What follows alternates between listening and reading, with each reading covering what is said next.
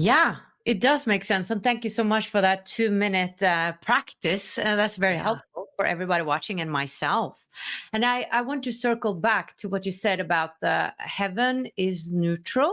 Yeah. So, from what I understand, we plan our lives before we go down to this planet. And it's sort of like that we are characters that we agree upon having certain interactions. So we spoke a little bit about, evil people and bad people. Now, so you're saying that their soul is completely loving and that heaven is neutral, but it seems like there's still a consequence of their choices, that when they die, they have a life review. So where they get to experience the harm that they, projected on others, what they did to others, they will experience themselves.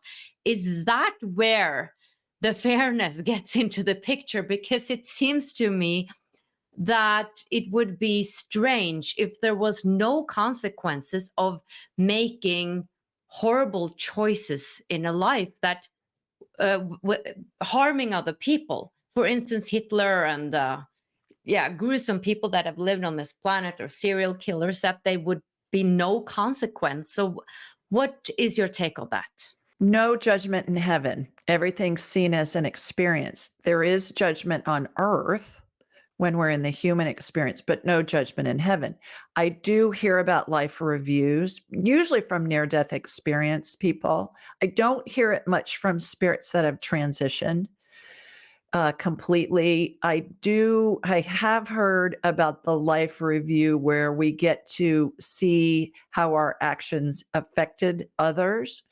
And then what do we do? Next time we'll come back and reincarnate, perhaps as one of those victims in a different circumstance, so we can explore that even further. And spirit sees that as just an experience. There's no right or wrong in heaven, which is totally against everything in our Western world that we've ever been taught, right? Mm. We've all been taught, well, you better live a good life here, or you're going to go burn in hell for eternity, and you're not going to be allowed in heaven, and all of that. And that's part of what I'm being led to teach, is that it's all pure love. All those NDE people with whom you've spoken, they all say the same thing, regardless of their culture or their education level or what they do or whatever. They all say it's pure love. There's no judgment. And that's what I've heard thousands and thousands of times. Mm. Now, having said all that, I talked to a woman this morning who had lost she delivered a baby boy. He was fine, and he died 3 days later. And she's obviously in deep grief. This just happened last week. And she was saying, I don't understand. What happened? How could this happen? And so we talked to her baby's spirit, and he gave her several answers. But the big one was, I experienced everything I wanted to experience in that 3 days. And he said it would be the equivalent of millions of human lifetimes, because time doesn't exist in the spirit world. Now, this mother's agonizing over what happened, what could she have done differently, if anything, all of that. But the other thing that I explained to her is what I've experienced with tens of thousands of clients is, when we come in, we have a general script of things that we want to explore and experience. And then we look at it from different perspectives. In this woman's case, she was the mom who lost a baby. Perhaps in past lives, she was the baby who died after 3 days. She was the doctor. She was the sibling. She was a grandparent. She was the father. She was whatever. And so we're looking at it from different perspectives. Mm. When I look at past lives, and I do lots of what I call past life scans, where we'll get where somebody was, what the year was, what they were doing, and then we'll correlate that with what's happening in their current life.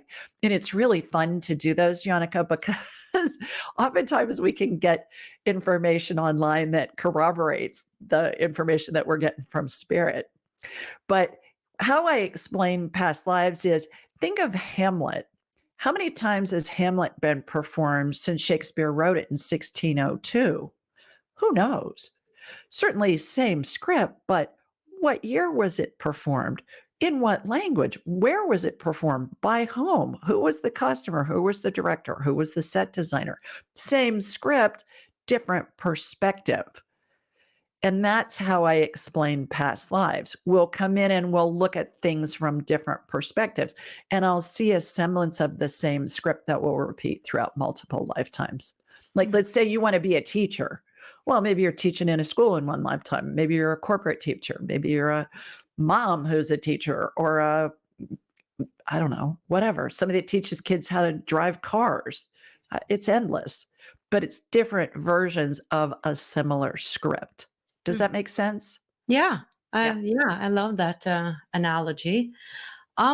So the way you work, is it like you just turn it on? Like, could you, for instance, see my grandparents right now? Or do you have to go into like a deep trance? Or just, I'm curious about how you work and how you see these spirits. I turn it on and off in a nanosecond. That's what I teach. Don't need to meditate for an hour first. Don't need to twirl 3 times, raise your right hand and hop on your left foot. Not necessary. If that helps you, that's fine. But no, how I teach it is you turn it on and off at will. I don't walk around scanning people. I think that's unethical. I don't walk around seeing dead people. Something can trigger me to turn on my radar. And I got a great story about that I'll share if you want. But it's just turning it on and off in a nanosecond. And everybody can do this, and everybody does it. They're just not aware of it. So what I teach is how to develop and enhance it. So do you see any of, are there spirits around me now that you see? Thousands. Thousands. And your spirit guides are behind you in a horseshoe.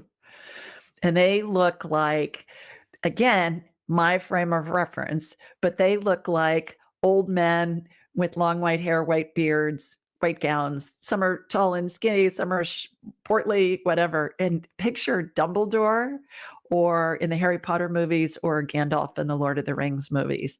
And then when we talk to them individually, then they morph into what they look like in the lifetime that they lived that pertains to whatever you're asking about. So it's really fun. And they're in a horseshoe, and they follow you wherever you are. Is that my unique guides, or is that for everyone?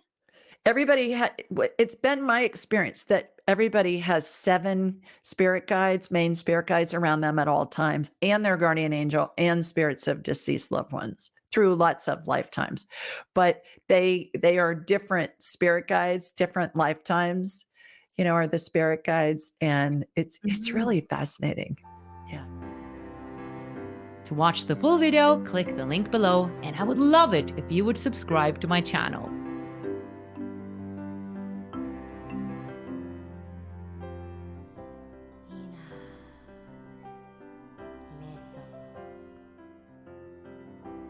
Resto maliata falia.